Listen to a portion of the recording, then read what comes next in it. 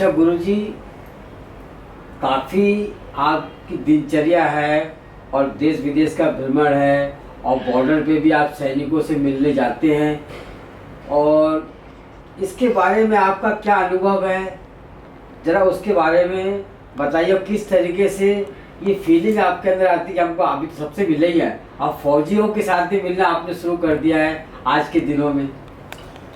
देखिए, मैं कहता हूं कि आज जिस तरह से हमारे भारतीय सैनिक हैं जो सिर्फ बॉर्डर पर सुरक्षा दे रहे हैं, और वो ऐसे एक सैनिक हैं, ऐसे एक देश के सिपाही हैं, और उनका हौसला अफजाई करना, उनके बारे में उनसे मिलना, उनके साथ अपने अनुभव शेयर करना, उनके अनुभव शेयर आदान प्रदान होना, मैं समझता हूँ ये मेरे लिए बहुत ही सम्मानपूर्ण क्षण थे, मेरे लिए बहुत ही गौरवपूर्ण क्षण थे। और जिस तरह से हमारे भारतीय सैनिकों का जो जज्बा है, जो हौसला है, जो उनकी बुलंदियाँ हैं, और जिस जज्बे के साथ आज वो देश की सुरक्षा और सीमा पर डटकर दुश्मनों का सामना करते हैं, क्योंकि कोई भी देश की सेना, कोई भी देश दुश्मन हमारे भारतीय सीमा पर नज़र नहीं उठा सकता है। और उनके जज्बात ऐसे हैं कि जब उनके अनुभव सुनते हैं, जब कोई आतंक की घटना घटती है, जब उनके अनुभव सुनते हैं, तो दिल में एक ऐसा अनुभव और ऐसा एक रोमांस मतलब आता है कि बड़ा ही एक गौरव का क्षण होता है वो, जब उनके अनुभव सुनते हैं। और मैं पिछले कुछ दिन अभी अगले महीने ही कारगिल गया हुआ था। वहाँ पर देखा कि हमारे 1999 में जब 25 जुलाई 1999 को जब कारगिल विजय दिवस हुआ था, और उस समय हमारे भारतीय सैनिकों ने किस तरह से अपने देश के लिए शहीद हुए हैं, लेकिन दुश्मन को मुंहतोड़ जवाब दिया है। और वहाँ पर कारगिल में हमें जब जाने का अवसर मिला, वहाँ देखा तो मेरे आंखें नम हो गई। वहाँ के जब आखिरी क्षण था वहाँ का, जब सैनिक अपनी पूरी ताकत के साथ, पूरे जज्बात के साथ दुश्मन से लोहा ले रहे थे और लड़ाई लड़ रहे थे, तब वो आखिरी समय में जो उन्होंने पत्र लिखे हैं अपने प्रिय के नाम, अपने जो उनके जो खास हैं उनके नाम जो पत्र लिखे हैं, उनके पत्र आखिरी समय में आप पढ़ेंगे तो पत्थर दिल भी आंसू से भर जाएगा। क्योंकि वो ऐसे थे कि मुझे एक पत्र याद है, मैंने पढ़ा है वो, और मेरी आंखें नम हो गई उसको देखकर कि क्या हमारे भारतीय सैनिकों के जज्बात होते हैं कि सामने मौत खड़ी है, फिर भी देश को बचाने के लिए घर परिवार सब कुछ ताक पर रख देते हैं। सिर्फ एक ही लक्ष्य होता है, भारतीय तिरंगा आसमान में फहराता रहे। ये जज्बा होता है हमारे सैनिकों का। ये किसी भी भारतीय के लिए इससे बड़ा गौरव का क्षण नहीं हो सकता है। मैं इसीलिए भारतीय सैनिकों का जितना, मैं उनको भारतीय सैनिक मानता ही नहीं हूँ, मैं उनको एक ऐसा संत मानता हूँ कि वो ऐसे एक संत हैं, ऐसे एक धर्म भली से उन्होंने संतों का चोला नहीं पहना है। एक संत वो है जो समाज में जो बुराइयां हैं उनको दूर करता है। एक संत वो है जो बॉर्डर पर रहकर देश की सुरक्षा करता है, धर्म की रक्षा करता है। तो इन दोनों में कोई अंतर नहीं है ना। इसीलिए उनके लिए मैं तो यही कहता हूँ कि मैंने अपने 25 साल के साधना काल में अगर कुछ मैंने थोड़ा बहुत भी ईश्वर भक्ति से, सद्गुणों से अगर कोई पुण्य अर्जित किया है, तो हे मेरे ईश्वर, ये फल मुझे ना देकर मेरे भारतीय सैनिकों को समर्पित कर दे, उनकी झोली भर दे, उनके घर परिवार जो छोड़कर जो बॉर्डर पे अपनी सुरक्षा, अपनी सेवाएं दे रहे हैं, उनके घर परिवार में खुशियों से भर दे, उनके जीवन में सुख शांति समृद्धि भर दे। मेरी ईश्वर से यही कामना है।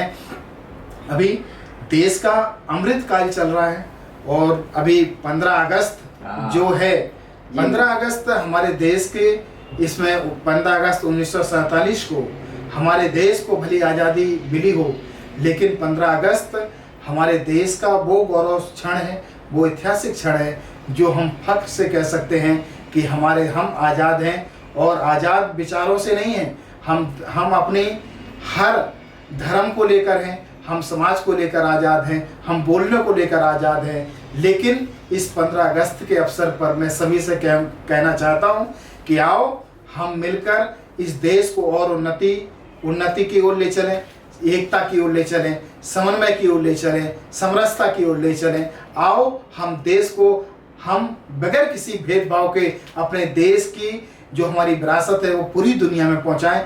इससे बड़ा अमृत काल महोत्सव मनाने का इससे बड़ा अवसर नहीं हो सकता है। हमें गर्व है कि हम भारत में रहते हैं, हमें फक्र है कि हम उस हिंदुस्तान में रहते हैं जहां पर गांधी जैसे महापुरुष हुए हैं, ऐसे महान पुरुष हुए हैं। मैं सरदार भगत सिंह हैं, अफजल गुरु, दुनिया के तमाम ऐसे हमारे महानायक हुए हैं जिन्होंने इस देश की आज़ादी के लिए अपने सर्वस्व निछावर कर दिया है। ऐसे चाहे राजगुरु हों, चाहे भगत सिंह हों, हैं, चाहे नेताजी सुभाष चंद्र बोस हों, इन्हों का सबका आज़ादी के लिए जितने भी हमारे नायक हैं, इन्हों की सबकी आज़ादी में उतना ही हाथ है जितना कि गांधी जी का है। हम सभी को आज़ादी किसी एक व्यक्ति के कारण नहीं, हम सभी का योगदान को उनको नमन करना चाहिए, उन पर फख्र करना चाहिए। इस देश में आज़ादी के लिए हम सबको उनको याद करते हैं जिन्होंने इस आज़ादी हमें दिलाई है। और हम लोगों का तो उसमें जन्म भी नहीं हुआ था जब इस देश को आज़ादी मिली, लेकिन हम जब होश संभाला, जब इस देश को देखा कि जहाँ चारों तरफ खुशियाँ हैं, अलग अलग धर्म है, फिर भी यहाँ शांति है, फिर भी यहाँ एकता है, फिर भी यहाँ समन्वय है, ये देखने को मिला। इसीलिए हम कह सकते हैं। लेकिन कुछ लोग किसी एक को आज़ादी का श्रेय देते हैं या किसी एक को बुरा भला कहते हैं, तो ये कतई ये अच्छा नहीं है। इसको हमें इस तरह की बातें, इस तरह की जो देश की तोड़ने की बात करे, जो देश को विघटन की बात करे, जो देश को टुकड़ों में बांटने की बात करे, उन लोगों को हमें चिन्हित करना चाहिए, उन लोगों को पहचानना चाहिए, उन लोगों की मानसिकता को बदलना चाहिए। इससे बड़ा 15 अगस्त को उत्सव मनाने का इससे बड़ा जज्बा कुछ नहीं हो सकता है। हम 15 अगस्त के इस अवसर पर मैं सभी देशवासियों को मैं हार्दिक बधाई और शुभकामनाएं देता हूं। और आज़ादी का अमृत महोत्सव के लिए हम सब बड़े हंसी खुशी और उल्लास के साथ मना रहे हैं। और मैं कहता हूँ सारे जहाँ से अच्छा ये हिंदुस्तान हमारा, हम बुलबुले हैं इसके ये दोस्ता हमारा। सर गुरुजी, आपके विचार, आपकी बातों से काफ़ी एक मैसेज जाता है आज हिंदुस्तान देश विदेश में। और ये हमारा फौजियों के लिए सुना है मैंने, बहनों ने राखियाँ भेजी हैं, और एक भाई बहन का जो प्यार है, जो हमारी संस्कृति है, वो विश्व में कहीं देखने को नहीं मिलता है। 2 शब्द आप क्या कहना चाहें? देखिए, ये जो अगस्त महीना है, अगस्त महीना त्योहारों का पर्व है। इसमें हर तिथि में कोई ना कोई पर्व आते हैं, कोई ना कोई ऐसे ऐतिहासिक दिन आते हैं जो हम सभी के लिए, पर्व के लिए खुशी होती है, एक उल्लास होता है, एक उमंग होता है, एक उत्साह होती है। और अभी देखेंगे कि अभी 15 अगस्त है। 15 अगस्त के बाद में हम देखते हैं कि यहाँ पर रक्षाबंधन है ना। रक्षाबंधन एक ऐसा पर्व है जो भाई बहन के संबंध को मजबूती प्रदान करता है। अगर बहन पे कोई भी संकट आए तो भाई उसकी कलाई बनकर पहुंच जाता है, और बहन जब धागा सिर्फ राखी बांधती है, वो धागा बांधती है, वो धागा एक धागा हो सकता है देखने की दृष्टि से, पर धागा वो धागा नहीं होता है। धागा वो विश्वास का धागा है, धागा वो प्रेम का धागा है, धागा वो उस अटूट विश्वास का धागा है जो बहन ने अपने भाई की कलाई पे बांधा है। आज हमारे देश में मैं सभी बहनों से भी गुजारिश है कि सभी माताओं बहनों से गुजारिश है कि हम भाई को राखी तो बांधते हैं, बांधना भी चाहिए, और घर पे हम खुशियां मनाते हैं, मनानी भी चाहिए। लेकिन मेरा आप सबसे एक आग्रह यह भी है कि आपके भाई के साथ साथ में और भी देश में ऐसे भाई हैं जो आपकी राखी का इंतजार कर रहे हैं, आपके विश्वास का इंतज़ार कर रहे हैं कि हमारी कोई बहन, मुँह बोली बहन हमें कोई राखी भेजेगी जो उनकी कलाई पर एक रक्षा के सूत्र के रूप में उनकी रक्षा करे।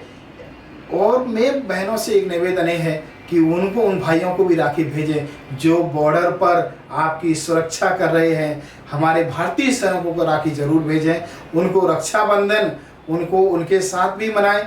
जहां अवसर लगे आप अपने आसपास के क्षेत्रों में जहां आपके सैनिक भाई हैं और हमारे पुलिसकर्मी हैं जो चाहे तेज़ धूप हो, बारिश हो, गर्मी हो, सरहद हो, कोई भी मौसम हो, वो आपकी सुरक्षा करते हैं, आपकी व्यवस्था करते हैं, उनको भी रक्षाबंधन के लिए राखी भेजें। मेरा आप सबसे यही आग्रह है और रक्षाबंधन की आप सबको मैं सबसे ढेर सारी बधाई और शुभकामनाएं देता हूँ। हैप्पी रक्षाबंधन। ठीक है।